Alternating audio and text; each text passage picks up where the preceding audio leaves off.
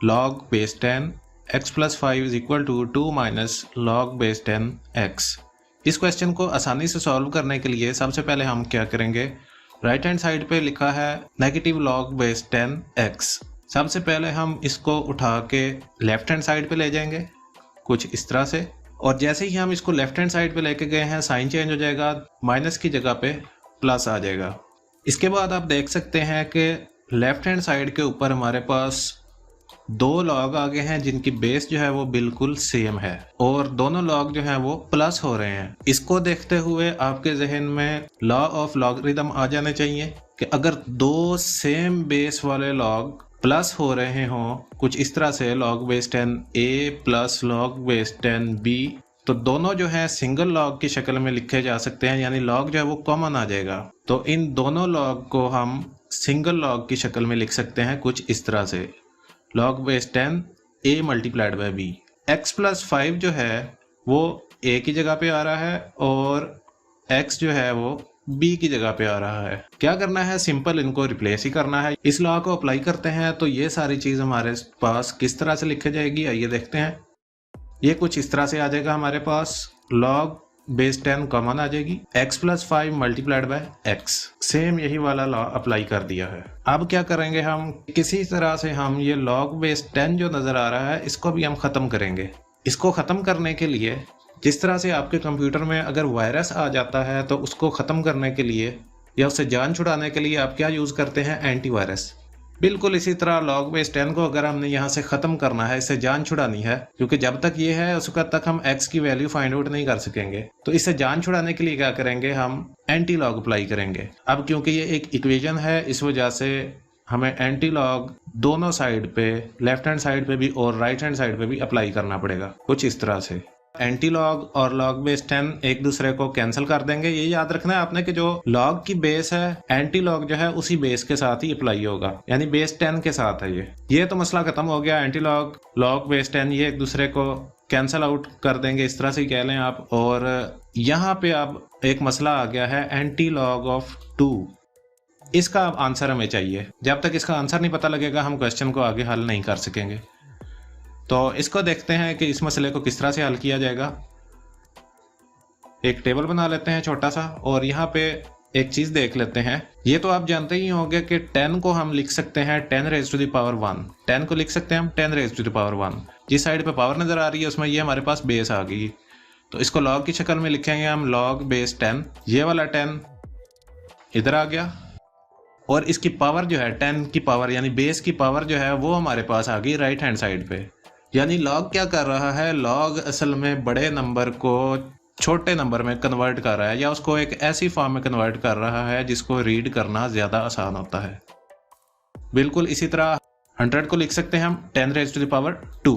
अब इसको log की शक्ल में किस तरह से लिखेंगे हम, ये बेस है हमारे पास जिसमें पावर नज़र आ रही है, बेस आ गई हमारे पास, log base 10 100 और इसका आंसर हमारे पास आएगा 2।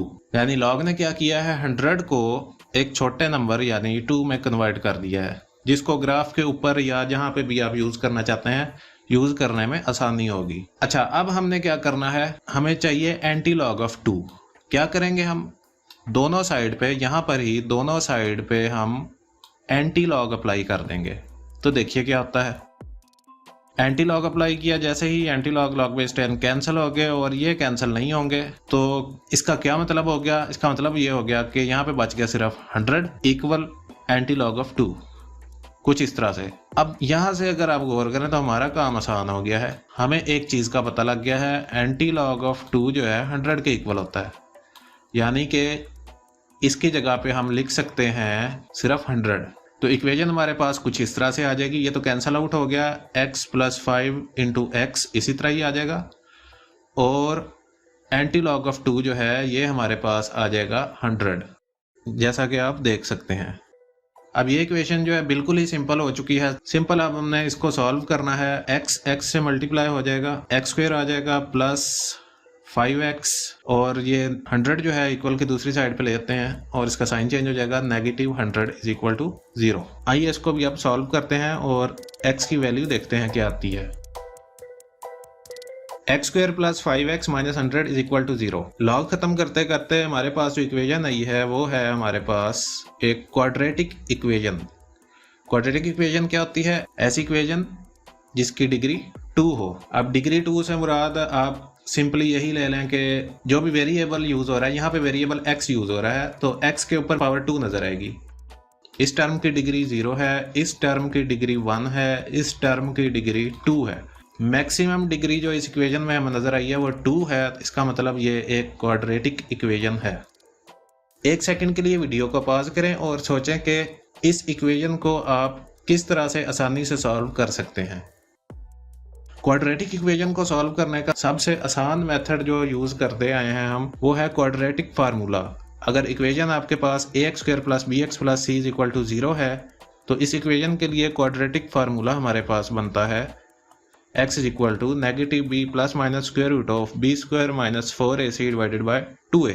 इस फार्मूला के अंदर a, b और c यूज हो रहे हैं। ये a जो है x स्क्वायर का कोएफिशिएंट है, b x का कोएफिशिएंट है और c जो है एक कांस्टेंट है। अब क्या करेंगे हम इसी इक्वेशन को, ये जो हमने इक्वेशन बनाई है इसके साथ कंपेयर करेंगे। कंपेयर क्यों करेंगे? कंपेयर करने से हमें a, b और c की वैल्यू मिल जाएगी जो कि हम इस क्वाड्रेटिक फार्मूला में यूज करेंगे। वहां से हमें रिक्वायर्ड x की वैल्यूज मिल जाएंगी। कंपेयर करते हैं एक्स स्क्वायर का कोएफिशिएंट, एक्स स्क्वायर के कोएफिशिएंट से कंपेयर होगा, यानी a इज इक्वल टू कुछ भी मेंशन नहीं, मतलब यहाँ पे 1 है कोएफिशिएंट, यानी a इज इक्वल टू 1। इसी तरह x का कोएफिशिएंट कंपेयर करेंगे, b is equal to 5। Constant compare करेंगे, c is equal to negative 100।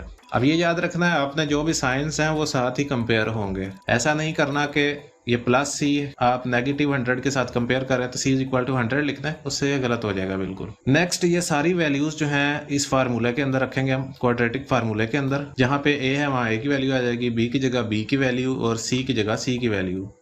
चलिए वैल्यूज लगाते हैं अब।